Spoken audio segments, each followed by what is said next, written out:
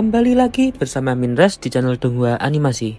Seperti biasa, Mimin akan memberikan prediksi alur cerita dari Battle Through the Heaven Season 5.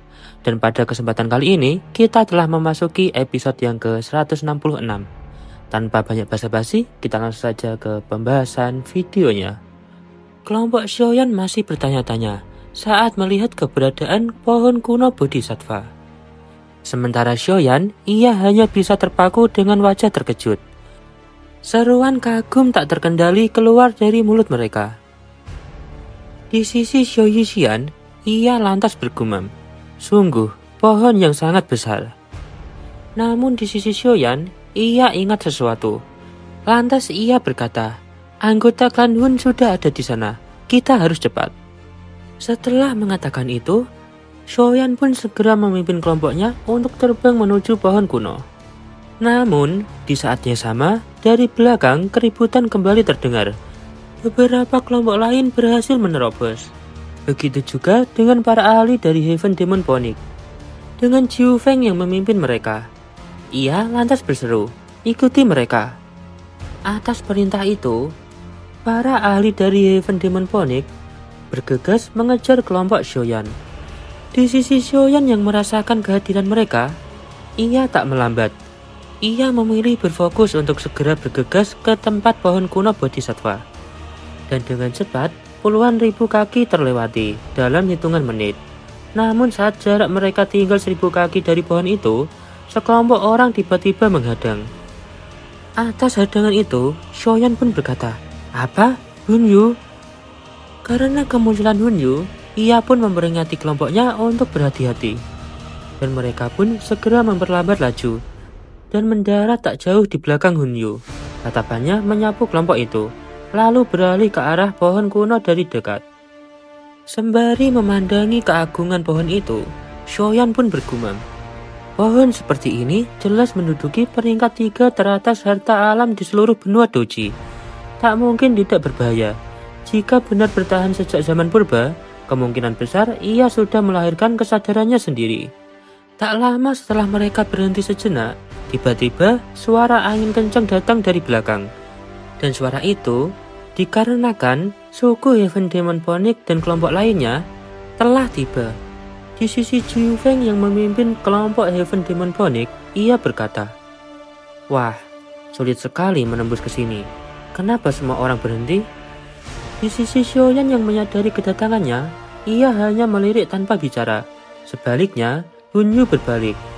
Ia segera tersenyum dan berkata, akhirnya semua sampai juga. Karena tujuan kita sama, pohon kuno Bodhisattva, tentu saja aku menunggu. Setelah mengatakan itu, ia pun menunjuk pohon Bodhisattva dan lanjut berkata, meski gelombang binatang sudah kita lalui, rintangan terbesar tetaplah pohon kuno Bodhisattva. Ada catatan dalam klan kami, seorang leluhur pernah mencapai pohon ini, tapi kemudian menghilang tanpa jejak. Saat kabar terakhir sampai, baik beliau maupun pohon kuno Bodhisattva lenyap begitu saja. Kemungkinan besar, beliau mati di tangan pohon ini. Dan asal kalian tahu, kekuatan leluhur kami tidak main-main. Dia adalah seorang elit Banseng. Oleh karena itu, jangan pernah meremehkan pohon kuno Bodhisattva. Inilah bahaya terbesar dalam perjalanan kita. Atas penjelasan Hun Yu, Gu Jingyang pun tersenyum dan berkata, jadi alasanmu menunggu adalah karena kau tak berani mendekat sendirian, bukan? Hun Yu tidak menyangkal. Dengan tenang, ia berbalik dan melangkah menuju pohon itu. Ia tahu, daya pikat pohon kuno ini cukup besar untuk membuat semua orang pasti mengikutinya. Di sisi Xiaoyan yang menatap punggung Hun Yu, ia pun memperingati kelompoknya untuk berhati-hati. Lalu, ia menoleh ke arah pohon yang menjulang di kejauhan. Dan segera, ia pun mengikuti langkah dari Hun Yu. Sementara itu, di sisi Jiu Feng dan beberapa kelompok lain, mereka sempat ragu, tapi akhirnya ikut bergerak. Tak ada yang rela membuang usaha mereka. Kelompok-kelompok itu kini berbaris renggang, berjalan di padang rumput menuju pohon kuno.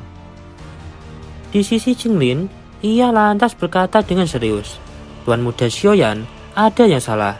Udara segar yang tampak murni itu sebenarnya menyembunyikan racun dingin, dipenuhi emosi negatif seperti milik manusia. Mendengar ucapan Jinglin, langkah Xiaoyan pun berhenti sejenak. Meski ia tak bisa merasakannya, murid bunga ular 3 gio hijau milik Jinglin tak mungkin salah. Dan kini, perasaan tidak nyaman yang samar tadi semakin jelas terasa. Di saat kewaspadaan Xiaoyan meningkat, kelompok Hunyu di depan tiba-tiba berhenti. Mereka sudah cukup dekat dengan pohon itu. Dari sini, hawa dingin samar meresap ke tulang mereka. Di sisi Xiaoyan, ia hanya menengadah. Matanya tertuju pada cabang pohon yang besar, di mana ada sebuah gugusan cahaya terang. Dan ia segera menyadari sesuatu, bahwa itu adalah hati Bodhisattva. Mata semua orang terpaku pada cahaya itu. Namun, sebelum ada yang bisa bergerak, boom! Pohon kuno Bodhisattva bergetar hebat. Cabang-cabangnya menyatu, lalu terbelah menghantam tanah.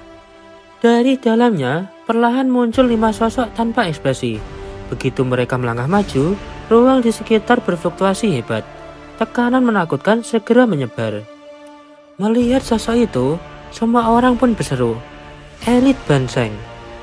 Mereka sadar kelima sosok itu benar-benar adalah elit Banseng. Di sisi Xiaoyan, ia menarik nafas dalam-dalam dan berkata, 5 elit Banseng, namun tanpa tanda kehidupan. Di sisi Sun Er, dengan wajah serius, ia pun menyimpulkan bahwa jiwa mereka juga tidak ada. Mereka hanyalah boneka. Di sisi Hunyu, setelah ia melihat salah satu dari kelima Banseng itu, ia pun segera berseru, "Itu, bukankah dia leluhur Banseng kita yang hilang?" Atas seruan itu, semua orang pun terkejut. Tatapan mereka serempak mengarah pada sosok itu. Di sisi Kucing Yang, dengan wajah serius ia pun bertanya, "Apa yang harus kita lakukan sekarang?" Sembari tatapannya beralih ke arah Sun Er dan Kucing Yang, Xiaoyan pun menjawab, "Kalau kita bergabung, seharusnya kita bisa menahan mereka." Semuanya, adakah yang ingin mundur sekarang? Dari kelihatannya, kalau kita tidak maju lebih jauh, boneka-boneka ini tidak akan menyerang. Artinya, kita masih punya kesempatan mundur kalau mau. Mendengar itu, semua orang terdiam sesaat, tapi akhirnya menggelengkan kepala. Atas jawaban kelompoknya, Xiaoyan pun melanjutkan berkata, "Kalau begitu, kita hanya bisa bertarung habis-habisan. Ada 7 kelompok di sini. Grupku akan menghadapi 1 Banseng. 4 lainnya dibagi di antara kalian. Apakah kalian setuju?" Selain kelompok Xiaoyan, ada klan Hun, suku Heaven Demon Phoenix, dan 4 kelompok lainnya dari faksi besar di Central Plains. Meskipun tak sekuat kelompok Xiaoyan, Hunyu, dan Jiu Feng, kekuatan mereka tetap tidak bisa diremehkan. Masing-masing punya setidaknya 2 ahli puncak Douzun. Di sisi Hunyu, ia pun mengangguk dan berkata, "Kami bisa menghadapi salah satunya." Di sisi Jiu Feng, ia pun akhirnya mengambil bagian. Lantas ia berkata, "Serahkan 1 padaku." Di sisi Xiaoyan, ia pun lanjut bertanya, "Sisa 2 boneka lagi. Bagaimana kalau kita serahkan pada 4 kelompok lainnya?" Atas pertanyaan Xiaoyan, keempat kelompok itu saling pandang, lalu mengangguk tegas menyetujui pembagian itu. Karena semua orang telah setuju dan mendapatkan bagiannya masing-masing, Xiaoyan pun segera menarik nafas panjang dan berseru, "Kalau begitu, serang!" Dengan teriakan Xiaoyan itu, pertarungan besar pun segera dimulai. Xiaoyan melangkah maju. Doji di dalam tubuhnya meledak. Kelima boneka Banseng yang awalnya diam serempak menoleh padanya. Salah satunya melangkah maju. Dalam sekejap, sosok itu sudah di hadapan Xiaoyan. Telapak tangannya menghancurkan ruang dan menghantam seperti kilat. Atas kedatangan sosok itu, Xiaoyan menghentakkan kaki ke tanah. Pilar lava besar meletus dari bawah, menabrak boneka itu. Namun, serangan itu tak berarti apa-apa. Dan serangan telapak tangannya tetap meluncur ke arah Xiaoyan tanpa henti.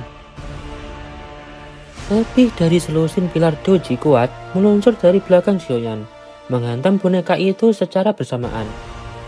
Namun, meski diserang sebegitunya, boneka Banseng ini tetap berdiri, hanya menghentikan telapak tangannya sesaat. Kelompok Xiaoyan bertaruh sengit. Begitu pula Hunyu. yang segera mengepung boneka Banseng klannya. Lebih dari 10 ahli Hall of Soul mengikutinya. Doji mereka mengamuk menghantam boneka itu. Nah, baiklah, untuk pembahasan dari Battle Through the Heaven Season 5 episode 166, Mimin cukupkan sampai di sini dulu ya. Thanks for watching.